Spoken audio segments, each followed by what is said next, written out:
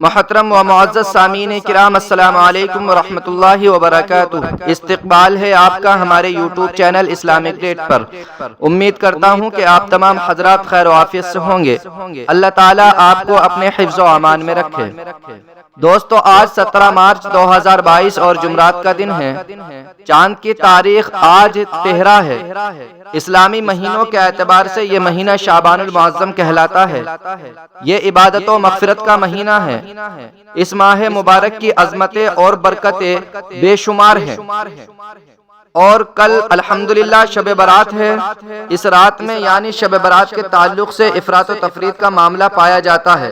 کوئی شب برات اور اس کے اعمال کو مانتا ہے تو بہت زیادہ مانتا ہے، اور کوئی اس کو بالکل نہیں مانتا۔ اس افراط و تفریط کی بنا پر عام آدمی شب برات اور اس کے اعمال کے تعلق سے کشمکش میں مبتلا رہتا ہے۔ عام آدمی کو کنفیوژن سے بچانے کے لیے، صحیح اور واقعی بات ان کے علم میں لانے کے لیے، دارالعلوم دیوبند کے شیخ الحدیث حضرت مولانا مفتی سعید احمد صاحب پالنپوری نور اللہ مرقدہ لکھتے ہیں کہ 15 شعبان کے سلسلے میں 4 باتیں صحیح ہیں۔ دوستو، وہ 4 باتیں ہم ترتیب وار آپ حضرات کے سامنے رکھیں گے۔ آپ سے درخواست ہے کہ ویڈیو کے آخر تک بنے رہیں۔ پہلی بات یہ ہے کہ اللہ رب العزت جتنی توفیق دے اتنی گھر میں انفرادی عبادتیں کرے، مگر ہم نے اس رات کو ہنگاموں کی رات بنا دیا ہے۔ مسجدوں اور قبرستان میں جمع ہوتے ہیں، کھاتے پیتے شور کرتے ہیں۔ یہ سب باتیں غلط ہیں، اس کی کوئی حقیقت نہیں ہے۔ اس رات میں نفلیں پڑھنی چاہیے، اور پوری رات پڑھنی ضروری نہیں ہے۔ جتنی اللہ سبحانہ و تعالی توفیق دے گھر میں پڑھے۔ یہ انفرادی عمل ہے، اجتماعی عمل نہیں ہے۔ اس رات میں عبادت کا کوئی خاص طریقہ بھی مقرر نہیں ہے کہ فلاں طریقے سے عبادت کی جائے، جیسا کہ بعض لوگوں نے اپنی طرف سے ایک طریقہ گھڑ رکھا ہے کہ شب برات میں کچھ اس طریقے سے عبادت کی جائے۔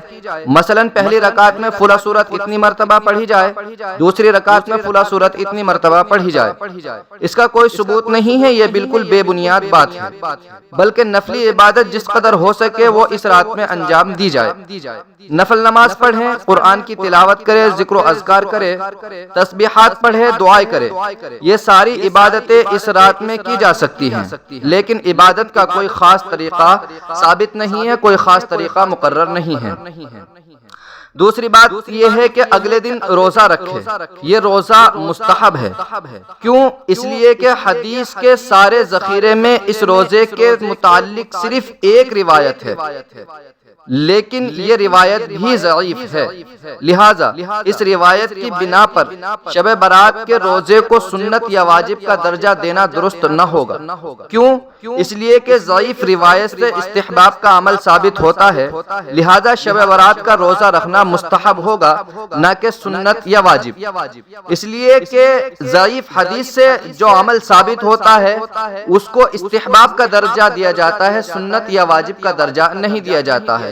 اور شب برات کا روزہ رکھنا یہ ضعیف روایت سے ثابت ہے، اس لیے یہ روزہ رکھنا مستحب ہوگا۔ تیسری بات یہ ہے کہ اس رات میں اپنے لیے، اپنے مرحومین کے لیے اور پوری امت کے لیے مغفرت کی دعا کرے۔ اس کے لیے قبرستان جانا ضروری نہیں ہے، اس لیے کہ اس رات میں آپ صلی اللہ علیہ وسلم قبرستان ضرور گئے ہیں، لیکن چپکے سے گئے ہیں۔ حضرت عائشہ صدیقہ رضی اللہ تعالی عنہا کو اتفاقاً پتہ چل گیا تھا، اور آپ صلی اللہ علیہ وسلم کا اس رات میں قبرستان جانا ایک روایت سے ثابت ہے، اور وہ یہ ہے کہ نبی اکرم صلی اللہ علیہ وسلم مدینہ منورہ کے قبرستان جنت البقیع میں تشریف لے گئے۔ اب چونکہ اس رات میں نبی پاک صلی اللہ علیہ وسلم جنت البقیع میں تشریف لے گئے، اس لیے مسلمان اس رات میں قبرستان جانے کا اہتمام کرنے لگے۔ دیکھیے، ایک قاعدہ آپ حضرات کے سامنے بیان کرتا ہوں، اس قاعدے کی روشنی میں بات کو سمجھنے کی کوشش کریں گے تو انشاءاللہ بات سمجھ میں آ جائے گی۔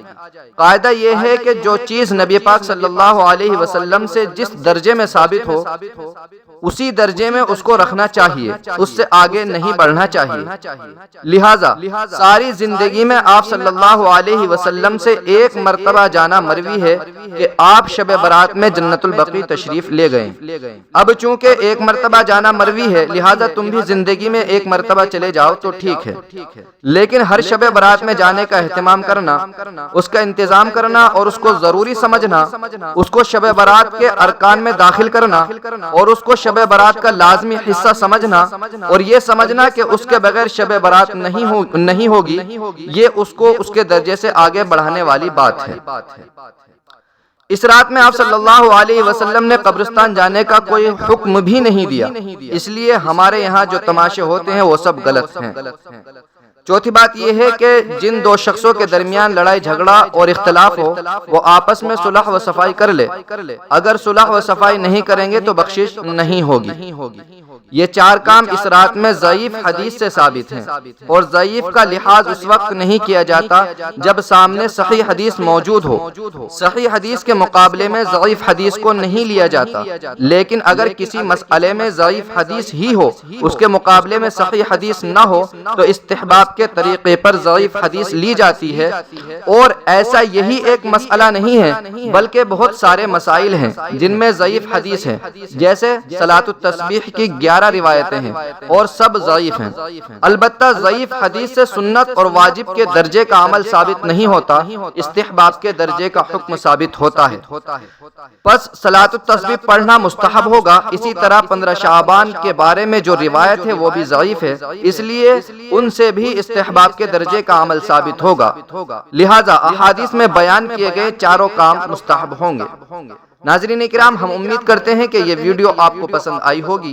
اگر ویڈیو پسند آئی ہو تو اپنے دوست و احباب میں ضرور شیئر کر دے تاکہ شب برات کے تعلق سے ان کو بھی صحیح اور واقعی علم ہو جائے۔ جزاکم اللہ خیر و احسن الجزاء۔ السلام علیکم ورحمۃ اللہ وبرکاتہ۔